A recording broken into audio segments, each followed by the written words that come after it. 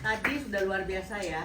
Pokoknya semua pengajaran yang akan kalian dapatkan itu basisnya tadi ya. Fondasinya tuh kasih Allah. Kasih Allah itu agape, kasih yang selalu memberi, kasih yang tidak hitung-hitungan, kasih yang tidak pelit, ya itu kasih Allah. Dan kita semua harus belajar itu. Dan kalau kita bisa praktekkan itu dalam pernikahan nanti, pasti pernikahan kalian akan langgeng. Amin. Nah, ini sekarang adalah fondasinya, ya. Fondasi rohani kalian yang mungkin belum pernah kalian dengar atau mungkin pernah tapi bingung. Terus terang ini yang menjawab ketakutan saya. Saya udah lahir baru saya masih 17 tahun sudah lahir baru. Ya, saya tahu itu. Tapi sepanjang perjalanan saya itu saya selalu ketakutan. Tuhan, kalau nanti pas saya mau mati, saya buat dosa, saya pasti ke neraka ya. Dan tadi ya hidup kekal itu Yohanes 17 ayat 3 itu menjawab. Dan dasarnya ini ya. Bagaimana kita diselamatkan, apa bagian dari diri kita yang diselamatkan, dan kenapa itu kekal. Amin? Oke. Nah, jadi kita perlu tahu namanya itu spiritual make up, itu tatanan ya, sistem rohani yang akan membuat kita mengerti ya yang Tuhan lakukan dalam diri kita tuh apa sih sehingga kita bisa selamat. Dan Yesus bisa janjikan selama-lamanya, sekali untuk selama-lamanya ya di Ibrani 9:10. Nah, kita memahami tatanan rohani ini akan membuat kita mengerti. Tapi juga nanti saya akan jelaskan, bukan berarti kita semena-mena berbuat dosa seenak-enaknya ya. Nah, pertama ini ayatnya 2 Korintus 5 ayat 17 ya. Jadi, siapa yang ada di dalam Kristus adalah ciptaan baru. Ayo katakan sama-sama. Ciptaan baru, ya. Yang lama sudah berlalu dan sesungguhnya yang baru sudah datang. Jadi kalau begitu kita terima, sebelum itu semua sudah terima Yesus? Sudah berdoa menerima Yesus? Ingat tanggalnya atau bulannya? Nah, itu penting. Tolong diingat-ingat lagi, catat. Karena saya diajarkan oleh guru Bible saya dulu, kalau tidak ingat belum tentu sudah ya. Jadi tolong ingat, tapi kalau udah pasti oke, cuman jangan lupa karena ini penting. Ini dasarnya ya. Ciptaan baru itu karena kita sudah lahir baru. Amin. Nah, jadi kenapa kita perlu tahu ciptaan baru itu yang gimana sih dari diri kita? Sebelum itu kita harus tahu dulu. Kita ternyata diciptakan dalam 3 bagian. Katakan 3 ya. Pertama, waktu di Kejadian 1 ayat 26 Tuhan bilang, baiklah kita menjadikan manusia menurut gambar dan rupa kita ya. Lalu saya agak cepat aja karena waktu ya. Lalu 1 Tesalonika 5 ayat 23 ini yang menjelaskan, semoga Allah damai sejahtera menguduskan kamu seluruhnya, dan semoga, ayo ikuti, roh, jiwa, dan tubuhmu terpelihara sempurna dengan tak bercacat pada kedatangan Yesus Kristus Tuhan kita ya. Kadang-kadang saya akan minta kalian juga baca supaya nggak ngantuk ya, ini kan jam-jam yang bahaya. Nah, jadi di sini kita terdiri dari 3 bagian.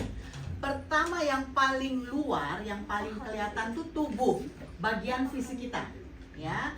Lalu di dalam tubuh itu ada jiwa, itulah bagian kepribadian kita. Jiwa itu terdiri dari 3, pikiran, perasaan, dan kehendak. Yang tadi dibilang kehendak bebas, itu ya. Yang membuat masalah dalam hidup kita itu kehendak bebas kita sebenarnya ya.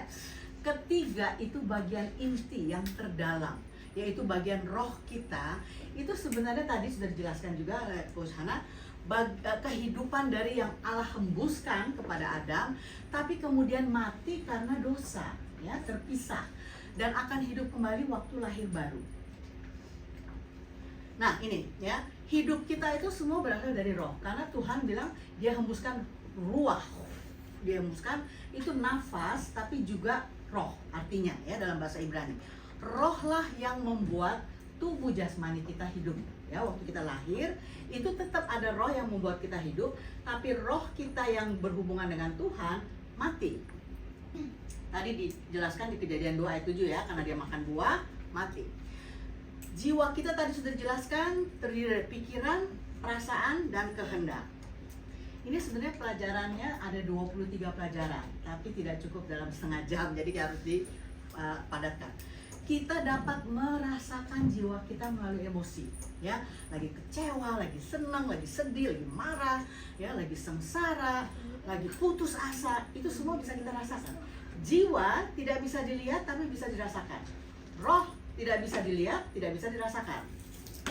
Tubuh dapat dilihat dari panca indera kita. Ya, ada mata, ada telinga, ada hidung, ada kulit, ada lidah. Dosa masuk lewat tubuh, lewat panca indera. Kita dengar teman kita ngomongin kita, masuk ke sini, di sini nih yang olah. Marah nggak ya?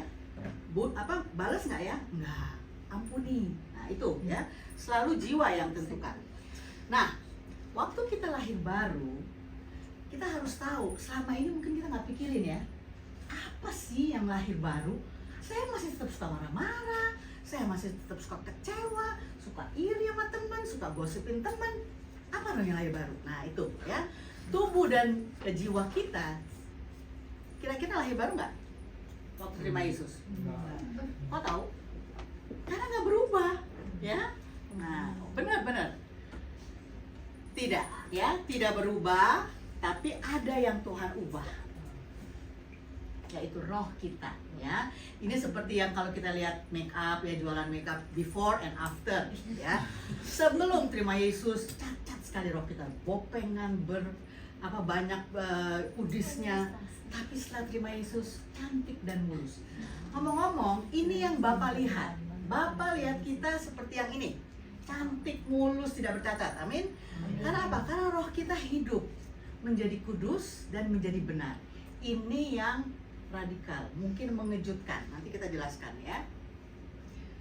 Ini, waktu manusia roh kita diciptakan kembali tadi di 2 Korintus 5 ayat 17, itu membuat kita menjadi ciptaan yang baru, ya. Kita masuk seperti dibaptis, kita masuk ke dalam air, keluar lagi ciptaan baru. Nah, diselamatkan, dibenarkan oleh anugerah, oleh iman. Jadi tadi udah jelaskan juga, bukan oleh perbuatan, bukan karena kita rajin melayani, kita baik-baik sama orang tua, sama keluarga kita, sama coach kita, bukan, tapi oleh iman kita, ya. Sebab ya ada di Efesus 2 ayat 8 sampai 9. Nanti catat aja ayat-ayatnya, boleh lihat kembali di rumah, ya. Juga ada di Roma 3 ayat 22 sampai 24. Kita agak cepat aja, tapi nanti akan ada tanya jawab. Ya, jadi boleh ditanyakan. Lalu di Roma 3 ayat 26. Maksudnya menunjukkan keadilannya pada masa ini, ya. Ia benar dan kita juga dibenarkan sebagai orang percaya. Lalu 2 Korintus 5 ayat 21 ini yang penting, ya. Dia yaitu Yesus yang tidak mengenal dosa telah dibuatnya. Nyanya siapa kira-kira? Tuhan Allah, Bapa, ya. Bapa membuat Yesus berdosa karena kita, supaya kita di dalam Dia dibenarkan oleh Allah. Jadi mulai sekarang kita akan berikan pemikiran baru, pewahyuan baru, bahwa waktu terima Yesus kita dibenarkan. Katakan dibenarkan. Kita dibenarkan oleh Yesus, ya. Nah, tadi juga sudah dijelaskan secara singkat. Jadi sekarang kalau kita tahu siapa kita di dalam roh, identitas kita di hadapan Bapa, itu kita akan apa? Kita punya keyakinan, kita punya damai sejahtera. Makanya kalau Rasul Paulus selalu bilang anugerah itu selalu dihubungkan dengan damai sejahtera, karena itu kita tenang, kita tahu, kita yakin bahwa di dalam Tuhan, di dalam Yesus kita orang benar, ya. 1 Korintus 6 ayat 17 dikatakan, siapa yang mengikatkan dirinya pada Tuhan, ayo katakan sama-sama, menjadi satu roh dengan Dia. Amin. Jadi waktu kita terima Yesus, roh Yesus masuk ke dalam roh kita menjadi satu. Tapi bukan berarti roh kita hilang, lebur, enggak, ya. Roh kita tetap ada, tapi roh yang menyelamatkan, yang bikin kita. Jadi gini, seakan-akan ya, waktu kita disorot oleh Roh Kudus, waktu kita dengar firman tentang kamu perlu juru selamat, kamu tuh orang berdosa, lahir dari dosa, kamu perlu juru selamat. Itu kayak ada lampu sorot oleh Roh Kudus ke dalam hati kita atau di dalam roh kita, lalu terbuka. Oh iya benar. Lalu kita bilang, ya Tuhan, aku berdosa, aku mohon Tuhan menjadi Tuhan dan juru selamatku. Lalu saat itu juga rohnya masuk.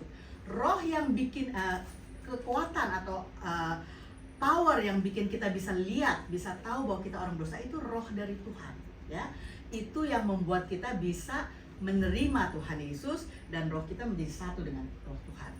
Lalu dikatakan di sini, Efesus 1 ayat 13, di dalam Dia kamu juga, karena kamu telah mendengar firman kebenaran, yaitu Injil keselamatanmu, di dalam Dia kamu juga ketika kamu percaya, katakan, dimeteraikan dengan Roh Kudus yang dijanjikannya. Nah, ini penting harus tahu ya. Kenapa ini dikatakan bahwa dimeteraikannya ke sini? Ya. Jadi roh kita itu dibungkus oleh Roh Kudus, dimeteraikan, disegel. Ya, meterai itu kan sama dengan segel. Supaya apa? Supaya, nah ini, coba aqua yang baru deh, tolong. Kalau ini aqua baru, ini kan sudah ditutup ya. Kalau bahkan ada yang ini disebut vacuum pack. Untuk buka kita harus buka keras kan? Kenapa? Supaya apa ini ditutup seperti ini, disegel. Supaya kuman nggak masuk, kotoran nggak masuk. Sama dengan roh kita yang ada di dalam disegel. Jadi dosa tidak bisa lagi masuk karena sudah jadi satu roh. Makanya Tuhan tidak lihat kita berdosa lagi, tapi di mana? Di roh kita, ya sudah dimeteraikan oleh Roh Kudus. Nah, berkat rohani setelah kita terima Yesus, kita dapat namanya berkat rohani diterima oleh roh kita, ya. Ini kalian, saya agak pelan-pelan, kalian coba renungkan. Ini luar biasa banget, ya. Efesus 1 ayat 3. Terpujilah Allah dan Bapa Tuhan kita Yesus Kristus, yang dalam Kristus telah mengaruniakan kepada kita segala berkat rohani di dalam surga. Kira-kira di dalam surga ada apa aja? Ada segalanya, ya. Selalu mulai dari rohani baru ke jasmani, ya. Kalau Tuhan udah kasih rohani, jasmaninya dapat nggak kita? Dapat pasti. Nah ini ya, jadi berkat rohani itu didapat melalui Yesus, oleh karya salib Yesus. Saya sebut paket keselamatan. Kan dulu ada AHE ya, paket hemat, paket lezat ya. Jadi nggak cuma satu dapatnya, tapi banyak. Itu diberikan ke dalam roh. Masalahnya nih sekarang, ya iya Bu, ngomongnya sih gampang. Tapi kok saya nggak rasain ya? Hidup saya tetap miskin, orang tua saya baru di PHK gara-gara COVID, adik saya nggak bisa masuk universitas, saya apalagi. Kenapa ya? Ada yang bisa jawab nggak? Padahal udah dikasih loh ayatnya. Nah, sekarang kita belajar. Berkat yang dari roh itu harus masuk ke jiwa. Tadi kan udah di 3 bulatan ya. Roh dulu, baru jiwa, baru tubuh. Roh nggak bisa langsung ke tubuh. Yang ngerasain kira-kira jiwa atau tubuh? Kalau kita tiba-tiba dapat 1 miliar misalnya di bank. Jiwa. Tubuh dong, kita ke ATM, 10, hitung nolnya. Tubuh yang lihat kan? Tubuh itu semua yang fisik, yang realita. Tapi yang cerna jiwa. Jadi semua berkat rohani itu masuk dulu ke sini, baru ke sini. Kenapa harus ke jiwa? Ada yang bisa jawab? Jiwa yang merasakan. Merasakan apa? Berkat yang mencerna. Oke, ada yang lain? Kenapa jiwa kita, pikiran kita itu penting? Karena yang tadi sudah disebut juga, percaya itu ada di jiwa, di pikiran kita. Percaya, iman itu di sini. Masalahnya di sini. Kenapa nggak bisa lihat berkat rohaninya? Ya karena di sini nggak percaya. Kenapa di sini nggak percaya? Karena tubuh cuman kasih input realita. Panca indah kan? Yang dilihat, yang didengar, yang bisa dicium semua. Kalau nggak bisa dilihat, percaya nggak ini? Secara umum ya? Ya enggak. Ya ibu saya enak aja, coach gampang ngomong. Saya enggak, saya masih sering sakit-sakitan. Saya aduh lemah banget badan saya. Ini saya apa lagi otak saya.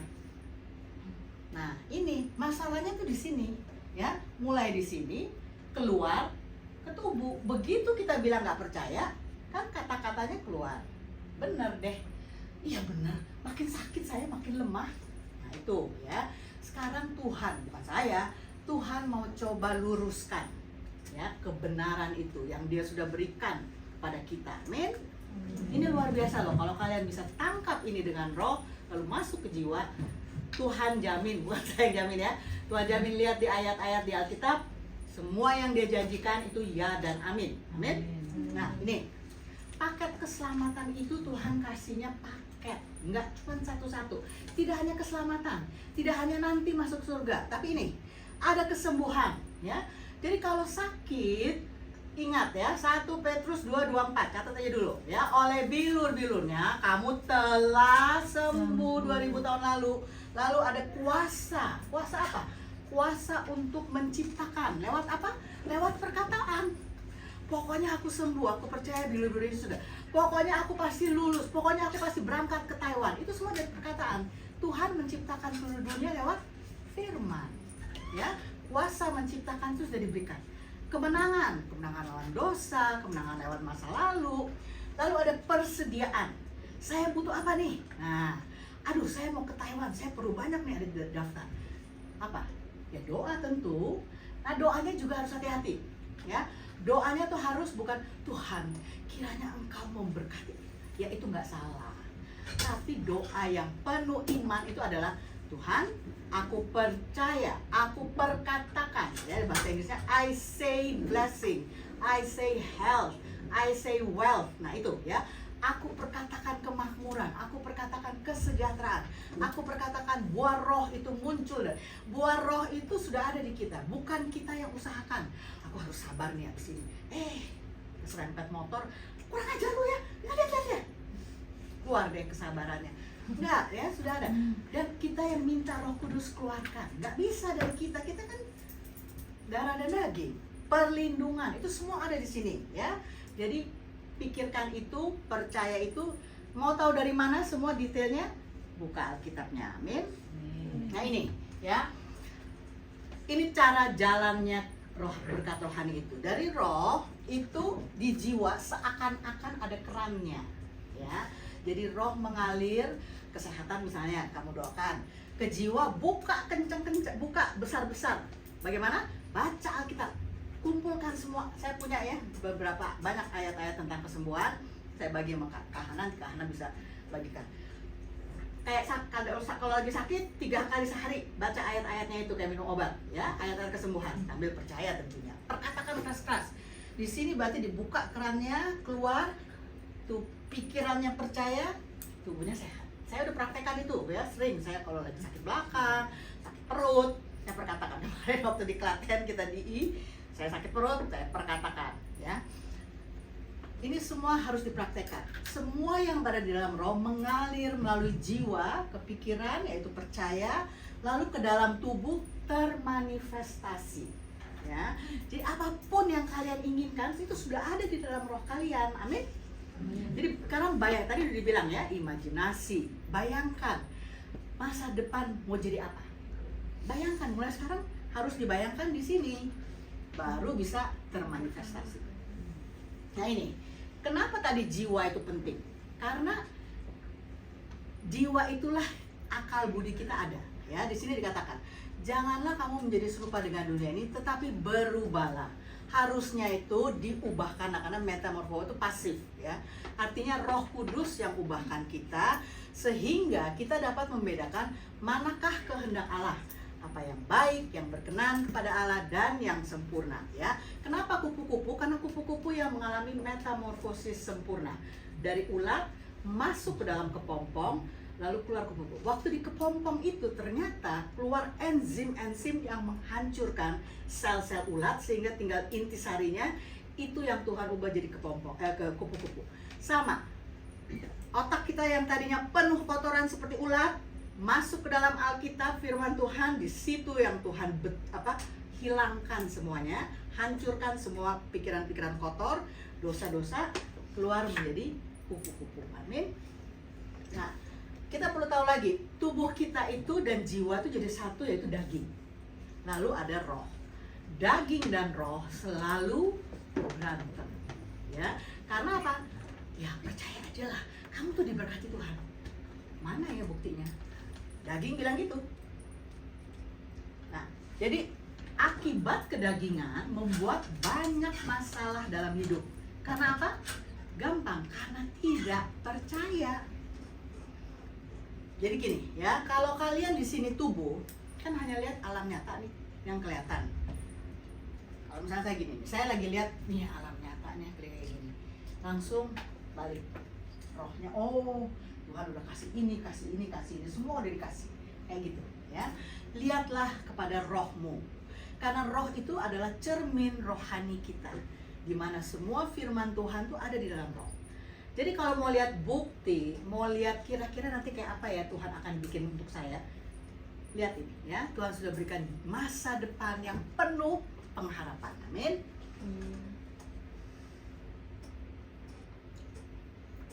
Nah ini terakhir ya, 2 Korintus 1 ayat 20, coba dicatat. Ini bagusnya kita Alkitab TB ambil dari NIV ya. Sebab Kristus adalah ya bagi semua janji Allah. Itulah sebabnya, katakan semuanya, oleh Dia kita mengatakan amin untuk memuliakan Allah. Ada yang tahu apa kata amin? Arti kata amin? Begitulah seharusnya, begitulah yang terjadi, aku percaya. Nah, itu arti amin ya. Oke, ada pertanyaan? Mungkin agak cepat tapi nggak apa-apa, asal dicatat kamu bisa tanya. Tadi coach ada bahas soal kehendak bebas. Saya tanya. Kehendak bebas. Kenapa Tuhan kasih kita kehendak bebas padahal itu bisa membuat kita berdosa? Tadi Coach Hana udah jawab sedikit ya. Karena Tuhan tidak mau berhubungan intim dengan robot-robot. Kalau tidak ada kehendak bebas, kita nggak ada bedanya dengan robot. Kita tinggal program, Tuhan program, pokoknya apa yang Tuhan mau. Sekarang bersihin lantai, dia bersihin. Sekarang coba nyanyi untuk saya. Coba jawab, saya ada pertanyaan nih. Nah, itu robot. Jadi kehendak bebas Tuhan berikan supaya kita dengan sukarela mau berhubungan dengan Dia, tidak terpaksa. Tapi Dia juga tahu ada akibat negatifnya. Dia sudah punya plan B atau plan A ya, Tuhan nggak punya plan B, plan A-nya ya. Dia kirimkan anaknya, inkarnasi Dia sebagai anaknya. Ada lagi? Pertanyaan bagus ya. Ya, kamu? Yang cowok-cowok? Memang ini mungkin agak baru ya untuk kalian cernakan aja. Nanti materinya dikasih nggak? Nanti dibagi. Nah, dibagikan ya, baca lagi. Pokoknya kalian yakinlah hidup kalian akan berubah secara radikal gitu. Nah, begitu kita sudah diselamatkan secara roh, dosa itu tidak lagi, saya selalu bilang kepada murid saya, di sorga dosa ditip X merah oleh darah Yesus. Kita buat dosa apapun di sorga tetap tidak dihitung. Jadi kita termasuk masuk surga. Tapi akibat dosa itu tidak di roh, tapi di jiwa. Ya, ini di jiwa. Jadi kalau kita masih berdosa, oh enak kan udah selamat, nggak apa-apa kok berdosa. Ya silakan. Tapi kata penulisnya itu namanya BODOA. Artinya kita akan dapat hukuman dari mana? Dari Tuhan atau dari bumi? Dari bumi, dari peraturan dong. Kita langgar lampu merah misalnya, di kamera, di foto, bayar deh. Atau kita korupsi besar-besaran, masuk penjara. Atau kita selingkuh, diceraikan oleh istri kita. Kita ambil uang kas perusahaan, ya dipecat. Jadi dosa itu masih ada akibat di bumi, ya. Jadi bukan berarti kita seenak-enaknya berbuat dosa, bukan. Memang roh udah beres, jiwa belum. Jiwa itu masih dalam proses tadi kan, pembaruan budi oleh Roh Kudus lewat firman. Dan kalau kita tetap berbuat dosa dengan sengaja, kita buka celah untuk iblis masuk membawa banyak masalah. Jadi semua penyakit, COVID, tsunami itu dari iblis, bukan dari Tuhan. Ya, di Yakobus 1 itu bisa baca. Ada lagi? Kalian enak nih, masih muda, jadi masih panjang, masih bisa nikmati ya, bisa praktekkan ya. Nah, mesti gini, bener nggak tuh yang dibilang ya? Saya mau cek, nah buka Alkitab kalian ya, lihat ayat-ayatnya, kalian akan, aduh sampai saya pas tahu ini saya sampai nangis, saya bilang aduh Tuhan baik banget. Nah itu ya, pengajaran ini hanya mengajarkan dua hal tentang Tuhan, yaitu bahwa Dia itu kasih dan Dia itu baik ya. Jadi semua yang tidak baik bahkan tidak Dia izinkan. Jangan lagi kita bilang ini karena seizin Tuhan. saya mengalami musibah ini, tidak. Itu karena salah kita sendiri atau si iblis. Kalau saya bilang si Iib. Si Iib tuh yang suka iseng, jahil gitu. Nah, kita bisa bilang, ya. Kalau saya itu kita mengalami kebangkitan roh itu kan kayak istilahnya baptis itu kan. Ya, Kebangkitan roh itu sebenarnya istilah untuk kalau misalnya kita dalam kota ini banyak orang Kristen tapi ya suam-suam kuku gitu aja gitu kan, cuma ibadah tapi gak ada jiwa baru misalnya, atau banyak masalah di gerejanya. Nah, itu perlu kebangkitan rohani. Tapi kalau yang di sini itu adalah keselamatan oleh roh yang Tuhan berikan, tadi Efesus 2 ayat 8-9 ya. Karena kasih karunia oleh iman kita terima, percaya gitu ya. Jadi kebangkitan roh itu kebangkitan rohani maksudnya ya. Itu beda lagi. Tadi kan ada disebut tentang keselamatan. Ini mungkin sedikit melenceng sih, tapi aku ingin tahu, kayak aku pernah nanya hal yang sama juga ke beberapa orang mengenai keselamatan. Kenapa Tuhan Yesus di saat itu mengartikan sebagai penebusan dosa, sebagai kita diselamatkan? Ya. Beberapa orang punya jawaban yang berbeda-beda soal, jadi ingin tahu versi dari Tuhan. Penebusan itu kan redemption ya. Sebenarnya bukan masalah di salibnya, tapi kata redemptionnya. Memang saat itu salib itu adalah hukuman paling berat dan paling untuk orang berdosa terberat waktu itu ya. Mungkin bisa pakai yang lain kalau waktu itu lagi ada metodenya, tapi penebusan itu redemption itu istilah gadai, istilah dagang. Kita lagi perlu uang, kita gadein HP, terus kalau mau tebus kan mesti bayar. Nah, ini orang-orang kita yang dia kasih Tuhan, yang orang manusia yang Tuhan kasihi itu sudah digadaikan oleh dosa kepada iblis. Yesus tebus, bayarnya pakai apa? Pakai darahnya, pakai nyawanya. Nah, itu. Jadi penebusan redemption itu untuk kita agak mudah dimengerti karena itu ada hubungannya dengan istilah dagang, istilah gadai. Pergadaian ya itu sama. Cuman cara bayarnya beda, dan yang digadaikan itu semua kita. Dia tebus oleh darahnya. Kayak kita gadein cincin emas kita, kalau kita mau tebus ya kita bayar. Nah, itu. Ya. Nah, itu jadi dengan dia gadaikan, dia terima kita kembali, selamatlah kita. Kita nggak dijual kan? Kalau kita nggak bisa tebus kan dijual. Ya benar, memang benar, banyak sih pengertian soal keselamatan ya. Tapi yang paling penting sebenarnya basicnya, fondasinya tuh ini. Yang selamat tuh roh, jiwa tuh masih dalam proses. Dan kenapa kita perlu belajar Alkitab? Kenapa kita harus ikut pengajaran yang benar ya? Karena jiwa itu tetap ada dalam bahaya kalau tidak dimuridkan. Makanya Tuhan bilang muridkan semua bangsa, bukan jadikan orang Kristen. Karena kalau jiwa tidak dimuridkan, kita tidak mengenal kebenaran itu, ujungnya apa? Kira-kira kita masih percaya nggak waktu mau meninggal? Karena banyak masalah, nggak sesuai dengan firman. Udah deh, nggak usah Kristen-Kristenan. Ujungnya kita bisa murtad. Satu-satunya dosa yang bawa maut ya di 1 Yohanes itu adalah menolak Kristus, menghujat Roh Kudus. Cuman itu. Jadi kalau kita udah selamat tapi kita tidak dimuridkan, bahayanya itu. Ya. Bisa aja sih nggak sampai mati pun kita masih selamat, kita nggak kemana-mana. Maksudnya ya Kristen KTP lah, nggak buat dosa juga, nggak menolak Yesus. Tapi, nah ini saya ingatkan lagi, ini udah lain lagi nih pengajarannya. Upah kalian beda, ya upah kalian akan kecil banget karena nanti yang Yesus nilai di surga bukan dosa atau kebaikan kalian, pekerjaan baik kalian. Tadi udah disebut ya, pekerjaan baik itu yang dinilai. Banyak nggak? Kalau banyak dikasih kota-kota, dikasih mahkota. Kalau dikit, nah itu ya. Jadi sekarang kita karena masih muda, berlomba-lomba berbuat baik karena tahu apa? Sudah diselamatkan. Bersyukur kepada keselamatan itu kepada Yesus dan lakukan pernah. Efesus 2:8-9 itu kan diselamatkan. Ayat 10-nya itu soal perbuatan baik setelah diselamatkan. Kita beda dengan saudara sepupu kita. Dia berbuat baik, mudah-mudahan diselamatkan. Kita diselamatkan lalu berbuat baik. Tuh, ya. Ada lagi? Di sini nanti Coach Puji lanjutkan. Oke, jadi Tuhan Yesus berkati dan kiranya kalian akan diberkati, diberikan hikmah kewahyuan soal keselamatan yang benar itu. Amin. Oke, beri tepuk tangan dulu untuk Tuhan Yesus.